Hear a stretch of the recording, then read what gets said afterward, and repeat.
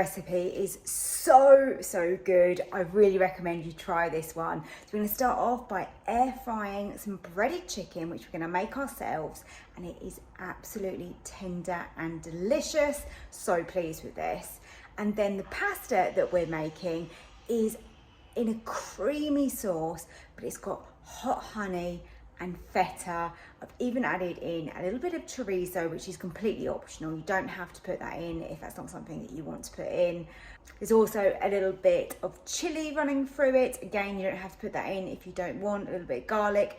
This is just so nice. Please go and make it. Don't forget to hit the like button for me if you do enjoy the video, and subscribe if you're new here, because I make everything in the Ninja Foodi. So if you've got one, then you're going to be wanting to follow me for more recipes. Thanks for joining me. Don't forget, if you want the full printable recipe, it's over on my website, which is www.susannaskitchen.uk, and my cookbook is also available over on my website.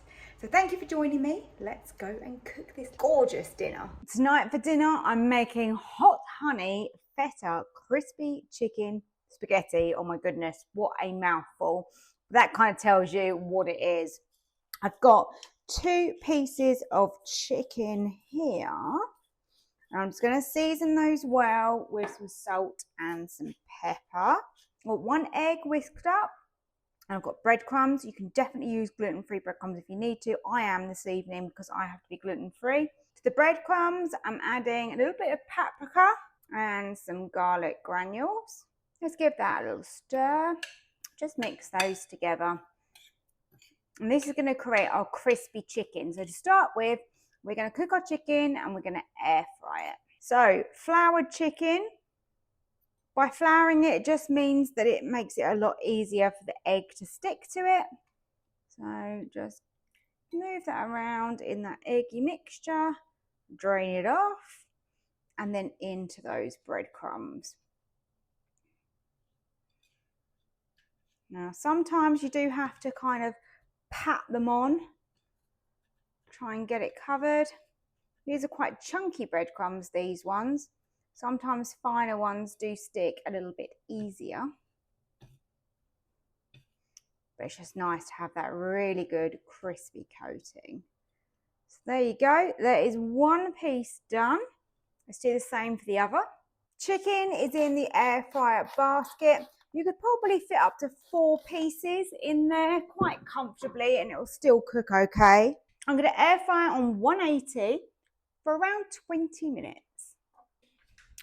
So I'm 10 minutes in, and I like to flip my chicken halfway just so we get that equal golden colour. There you go. That's perfect. That's done that really nicely. Now, this isn't something I normally put in this dish, but I'm going away on holiday, and you know what it's like before you go away and you need to use up literally everything you have in the fridge. So I think this is going to work really nicely with it. I've got some chorizo chopped up like this in a pack. So I am just going to put that in.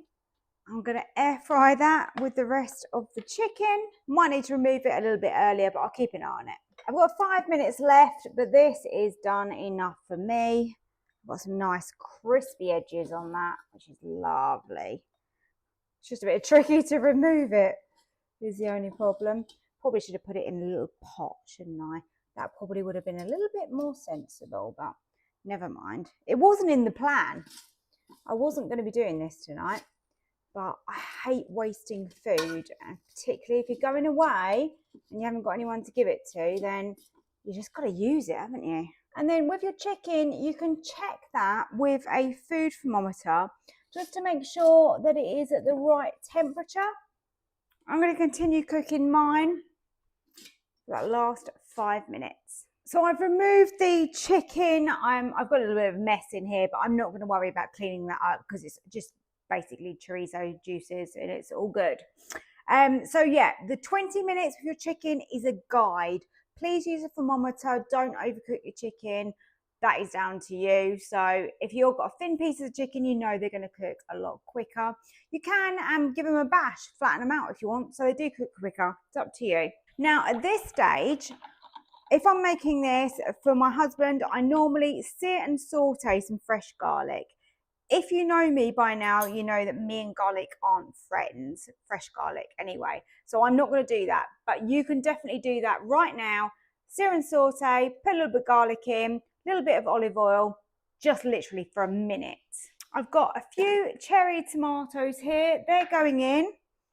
500 milliliters of chicken stock. And I have got some spaghetti. If I can, blimey, that's tough. I need to do it in smaller bits. I know some people absolutely hate me doing this, but I'm doing it anyway.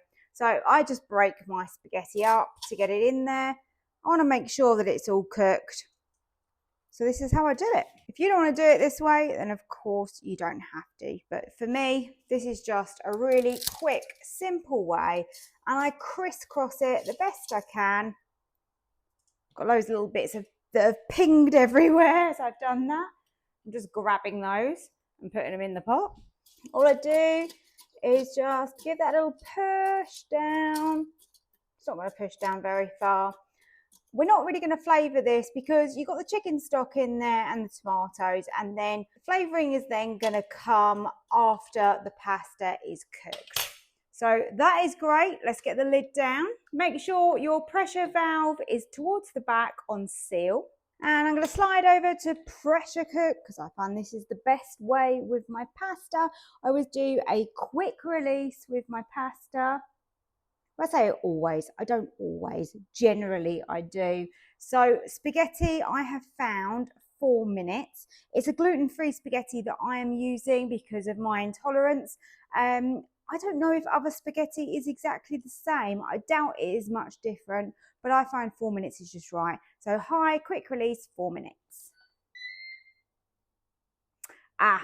This is interesting actually, because I haven't shown this on a video before and I've not had this before until the other day. Cool. And basically that is because the pot was hot and the Ninja was hot from air frying. And I have heard other people talk about this and I didn't realise that it was a thing because I've never had it before.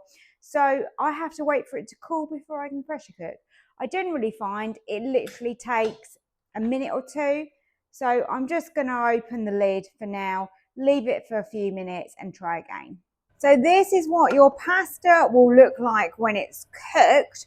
It will stick together slightly. It always does when I pressure cook. Maybe if I had a little bit more olive oil in here, maybe that would help a little bit.